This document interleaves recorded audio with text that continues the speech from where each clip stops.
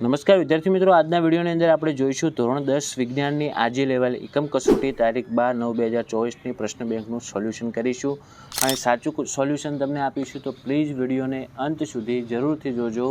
તમે જો ચેનલની અંદર પહેલી વાર આવ્યા હો તો ચેનલને સબસ્ક્રાઈબ કરી દેજો અને બેલ આઇકન દબાવજો, કારણ કે આવા યુઝફુલ વિડીયો તમને સૌથી પહેલાં મળતા રહે અને જે બીજા મિત્રો છે ધોરણ 10ની અંદર અભ્યાસ કરતા હોય એમના સુધી પણ આ વિડીયોને જરૂરથી શેર કરજો. ઓકે, તમારે કેટલા માર્ક્સ આવે છે એ પણ તમે કોમેન્ટની અંદર જરૂરથી જણાવજો. તો મિત્રો જુઓ, પહેલાં આપણે વિભાગ એની અંદર તમને આપેલું છે, જેમાં પહેલો પ્રશ્ન છે, એક દ્રાવણ ભૂરા લિટમસને લાલ બનાવે છે તો તેની પીએચ લગભગ કેટલી હશે? તો એમાં જવાબ આવે મિત્રો C5 થાય એની પીએચ. ઓકે, પછી બીજો પ્રશ્ન છે, એસિડ સ્વાદે ખાલી જગ્યા હોય છે તો એમાં એ જવાબ આવશે એટલે કે ખાટા હોય છે. ત્રીજો પ્રશ્ન છે, માનવ આંખ પોતાના આ ભાગ પર પ્રતિબિંબ રચે છે તો એનું પ્રતિબિંબ ક્યાં રચાય? ડી જવાબ થશે એનો નેત્રપટલ અથવા રેટિના. ચોથો પ્રશ્ન છે, આપેલ વિધાન ખરા છે કે ખોટા તે જણાવો. તો લિટમસ એ કૃત્રિમ સૂચક છે તો ચોથું શું થશે? સાચું થશે.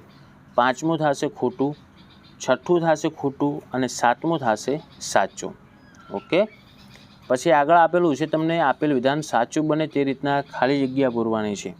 તો આંબલીમાં ખાલી જગ્યા એસિડ હોય તો આંબલીમાં મિત્રો આવશે ટાર્ટરિક એસિડ, જે તમને લાસ્ટમાં દેખાય છે. પછી પ્રબળ એસિડ અને નિર્બળ બેઝના ક્ષાર ખાલી જગ્યા હોય છે તો એમાં જવાબ આવશે મિત્રો નવમામાં એસિડિક.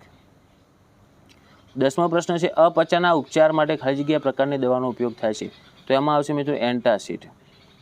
11મો પ્રશ્ન છે, કાચના પ્રિઝમ વડે થતા શ્વેત પ્રકાશ વિભાજન દરમિયાન ખાલી જગ્યા રંગના પ્રકાશનું વિચલન સૌથી વધુ થાય છે તો એમાં આવશે મિત્રો જાંબલી. 12મો પ્રશ્ન છે, વહેલી સવારે મેઘધનુષ્ય ખાલી જગ્યા દિશામાં રચાય છે તો 12મામાં જવાબ આવશે મિત્રો પૂર્વ દિશા. ઓકે, પછી 13મો પ્રશ્ન છે, તારાઓનું ટમટમવું એ ખાલી જગ્યાના લીધે ઉદ્ભવતી ઘટના છે તો એમાં આવશે મિત્રો વાતાવરણીય વક્રીભવન. ઓકે, હવે આપણે જોઈશું આગળ સેક્શન બીમાં. તો સેક્શન બીમાં જુઓ, પહેલો પ્રશ્ન આપેલ છે, નીચેના પૈકી કયો વધતી જતી એસિડિકતાનો સાચો ક્રમ દર્શાવે છે? તો એમાં આવશે મિત્રો એ આવશે, એટલે કે પહેલાં જુઓ, પાણી એ તટસ્થમાં આવે એટલે જેની પીએચ 7 છે તો એના કરતાં એસિટિક એસિડની પીએચ કેવી થશે? વધુ, અને એના કરતાં હાઇડ્રોક્લોરિક એસિડની કેવી થશે? વધુ. તો એ ઓપ્શન આવશે. બીજો પ્રશ્ન છે, એ તમારે કેટલા લેન્સનો જોશે પાવર, કેટલા પાવરના લેન્સનો જોશે? તો એમાં જવાબ આવશે બીજામાં બી આવશે, મતલબ કે -0.5D થશે. ત્રીજો પ્રશ્ન છે, આપેલ વિધાન સાચું બને તે રીતના ખાલી જગ્યા પૂરો. તમને આકૃતિ આપેલ છે, તો ઉપરોક્ત આકૃતિમાં કેલ્શિયમ હાઇડ્રોક્સાઇડના દ્રાવણમાંથી ખાલી જગ્યા વાયુ પસાર થતા દ્રાવણ દુધિયા રંગનું બને છે તો એમાં આવશે CO2 કાર્બન ડાયોક્સાઇડ, જે ત્રીજા નંબરનું તમને દેખાય નહીં. ચોથો પ્રશ્ન છે, શ્વેત પ્રકાશ છે અને આગળ તમને આપેલું છે તો એમાં કહે છે, ઉપરોક્ત આકૃતિમાં પડદા ક્યુ પર પ્રકાશનો કયો રંગ જોવા મળે? ક્યુ ઉપર કયો રંગ જોવા મળશે? તો એમાં મિત્રો આવશે શ્વેત. પછી 1 કે 2 વાક્યમાં ઉત્તર આપવાના છે તો એકદમ ઇઝી છે. 5મો પ્રશ્ન જુઓ, દાંતના બહારનું આવરણ શેનું બનેલું હોય છે? તો એમાં આવશે હાઇડ્રોક્સાપેટાઇટ. યાદ રાખજો, હાઇડ્રોક્સાપેટાઇટ. આ પ્રશ્ન તમને પ્રથમ પરીક્ષામાં પણ કામ લાગશે એટલે તૈયાર કરીને પણ રાખજો. 6થો પ્રશ્ન છે, કવચના ડંખમાં કયો એસિડ હોય છે? તો મિત્રો કવચના એસિડમાં હશે ફોર્મિક એસિડ.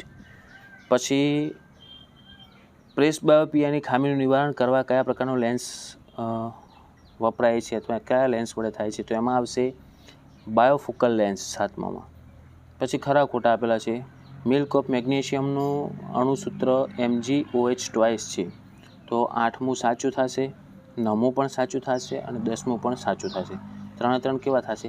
સાચા. હવે આગળ જોઈશું આપણે સેક્શન સી, જેમાં પહેલો પ્રશ્ન તમને આપેલો છે કે એક દ્રાવણ ઈંડાના પીસેલા કવચ સાથે પ્રક્રિયા કરીને વાયુ ઉત્પન્ન કરે છે જે ચૂનાના પાણીને દૂધિયું બનાવે છે તો દ્રાવણ કયું શું ધરાવતું હશે? તો એમાં આવશે બી, એટલે કે HCl. બરાબર. પછી બીજો પ્રશ્ન, જ્યારે એક કસનળીમાં એક એસિડના દ્રાવણમાં એક બેઝના દ્રાવણને ઉમેરવામાં આવે ત્યારે શું થાય છે? તો એમાં મિત્રો જવાબ આવશે સી, જેમાં 1 અને 4 આપેલું છે ને એ ઓપ્શન સાચું થશે. પહેલો ઓપ્શન છે દ્રાવણનું તાપમાન વધે છે અને ચોથું ક્ષારનું નિર્માણ થાય છે એટલે સી જવાબ થશે એના. ત્રીજો પ્રશ્ન છે, દાંતનો સડો અટકાવવા માટે આપણને નિયમિત બ્રશ કરવાની સલાહ આપવામાં આવે છે. સામાન્ય રીતે ઉપયોગમાં લીધેલા ટૂથપેસ્ટનો સ્વભાવ ખાલી જગ્યા હોય છે અથવા કેવો હોય છે? તો એમાં મિત્રો ત્રીજામાં આવશે સી એટલે કે બેઝિક. ચોથો પ્રશ્ન, જ્યારે પ્રકાશ આંખમાં પ્રવેશ કરે છે ત્યારે મોટા ભાગનું વક્રીભવન ક્યાં થાય છે? તો ચોથામાં જવાબ થશે મિત્રો બી એટલે કે પારદર્શક પટલ અથવા એનું બીજું નામ છે કોર્નિયામાં. પાંચમો પ્રશ્ન છે, વર્ગમાં સૌથી પાછળ બેઠેલા કોઈ વિદ્યાર્થી બ્લેકબોર્ડ પર લખેલા અક્ષરોને વાંચી શકે છે પરંતુ પાઠ્યપુસ્તકમાં લખેલા અક્ષરોને વાંચી શકતો નથી. તો નીચેના પૈકી કયું વિધાન સત્ય છે? એનો મતલબ એવો થાય કે દૂરનું એને સ્પષ્ટ દેખાય છે પણ નજીકનું દેખાતું નથી.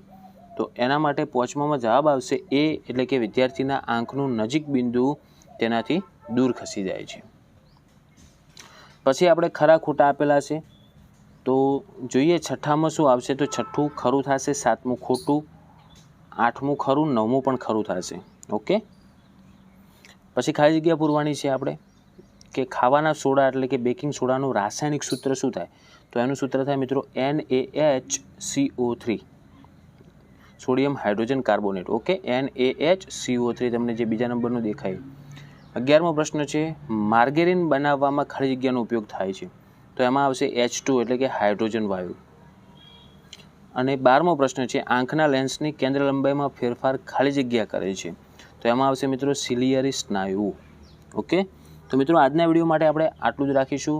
તો આશા રાખું છું મિત્રો વિડીયો તમને ખૂબ જ યુઝફુલ થયો છે. તો પ્લીઝ વિડીયોને લાઇક કરજો. તમારે કેટલા માર્ક્સ આવશે એ કોમેન્ટની અંદર જણાવજો. અને જે બીજા મિત્રો છે એમના સુધી પણ આ વિડીયોને જરૂરથી શેર કરજો. ચેનલને જો સબસ્ક્રાઈબ કરવાનું ભૂલી ગયા હોય તો યાદ કરાવું છું કે સબસ્ક્રાઈબ કરી દો અને બેલ આઇકન પણ દબાવજો, કારણ કે આ જેવો પણ આપણો વિડીયો અપલોડ થયો હોય એની નોટિફિકેશન તમને સૌથી પહેલાં મળતી રહે. હવે મળીશું આપણે નેક્સ્ટ વિડીયોમાં. Thank you so much for watching my videos. Thank you so much.